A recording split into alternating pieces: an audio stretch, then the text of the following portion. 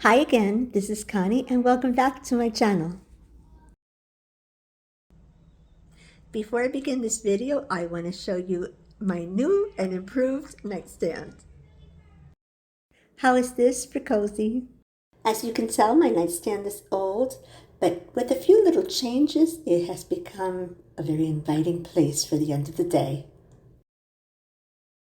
First, a little review of what you'll find here. I'm gonna plan on having my Bible and also books to read at night. This is a pretty doily that I found in an antique store. My reading glasses that are encased, and also an older pair of glasses. One for reading, one for watching TV if I'd like in the evening. A candle that actually has a nice scent, even without being lit. My hand cream, which I like to have. Sometimes I like to use it right before bed. Cute little lamp, and I do mean little. I didn't want anything too big, and I had wanted a lamp for a while. And a box of tissues, which I might eventually put into a cute case too. Missing conspicuously from that idyllic scene is my cell phone, which is charging in another part of the room, fortunately. It really was a big part for years of my bedtime routine, where I have always used it at night while my husband watches TV, and he likes to watch what he calls mindless TV. Like he'll watch old sitcoms and such. And in the meantime, I'm in bed and I'm reading, articles off of Pinterest or in other areas. But sometimes I'm looking up things like the news and everything else, which you really don't need to have in the evening when you're trying to get to bed.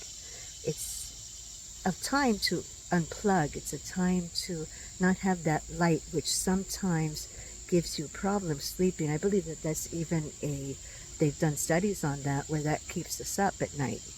So, and in fairness, I do use my phone throughout the day. I use it a lot. I use it as a radio. I use it for looking up recipes, of course, looking up social media, texting friends and family, using it as an actual phone, which it still gets used also, and use it also for just other things, your shopping, everything else, your shopping list.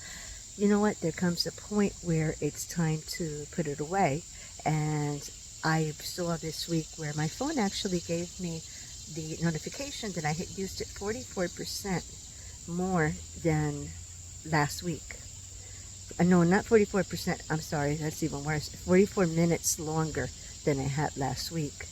So I decided it was keeping me up enough at night, and it wakes you up too much. And again, it's time to unplug. So I put it aside, and I decided, let me just actually make my bedtime routine a lot more relaxing and a lot more inducive to sleep. Perhaps you're like me and you're old enough to remember a time before social media where we weren't all the time on. We weren't with other people. And in a way, social media brings you people into your bedroom. I know that sounds weird, but it's really true. And I like to return to that. I think simple living is about that too. It's about returning to a time where you didn't have that, and your bedtime should be a haven. It should be a time of peace.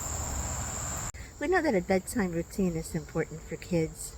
Like in our house, our kids would have a bedtime story read to them, or a song, or both.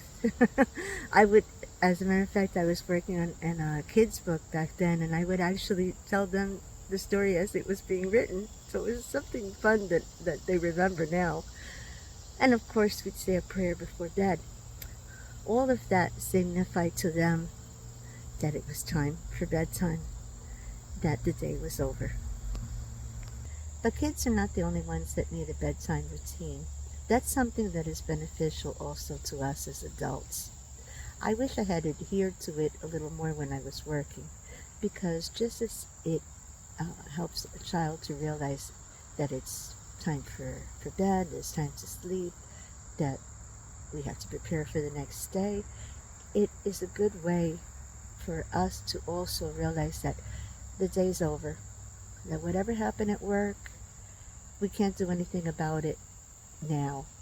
Whatever bills you have, you can't do anything about them now. Whatever's going on in your life, you need to get rest. You need time to just have a few minutes before your eyes close and sleep comes. I don't remember if it was my aunt or my mother, but one of them gifted me with a book when I was a kid that had 365 stories in it. They were not very long, but they were all really beautiful, magical stories.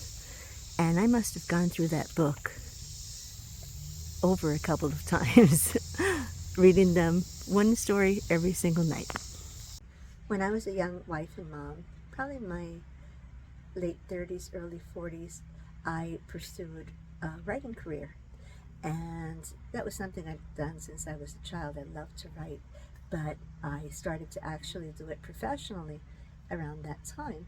Now I'm also maintaining a household. I'm taking kids to Little League, and I'm also working a full-time job. So I didn't leave a lot of time for meeting deadlines with book publishers and magazine publishers, which meant that I would be up at 2 and 3 in the morning finishing up or getting some work done. At that time, I don't remember who was that said it, but I lived by this phrase that was basically, sleep is overrated. And that didn't leave me time either for any kind of wind down. It was just put away the computer, turn off the computer, put away your materials, go to bed, try to get as much sleep as you can, even though your mind is still kind of awake. When you're being creative, your mind is still kind of awake, so it took me a while to fall asleep. Having retired several months ago, I'm happy to say that I have returned to writing, except now I don't write into the wee hours of the morning. I don't believe anymore that sleep is overrated. I believe now in balance and that I can get done what I can get done and the rest of the time I need to take care of myself, and that includes getting plenty of rest. That not only benefits my mental and physical health, but also allows me to write from a different season in my life. And then at night, it's time to read myself a bedtime story. To listen to soft music, to curl up in bed, to write in a journal, to read the scriptures, to say your prayers before nighttime, and of course, to have that last bedtime kiss with your loved one. And then to awake refreshed. So friends, that's it for today. I hope that this video has been helpful and inspiring in some way. If you have a routine already that you have before bedtime, let me know in the comments. Let me know how it maybe differs from what I do. And maybe you don't have one, so hopefully this video will help you start thinking about ways that you can do it just to wind down before bed and prepare for a good night's sleep. I really appreciate your time in coming to watch my video, and I hope to see you again. And until then, God bless.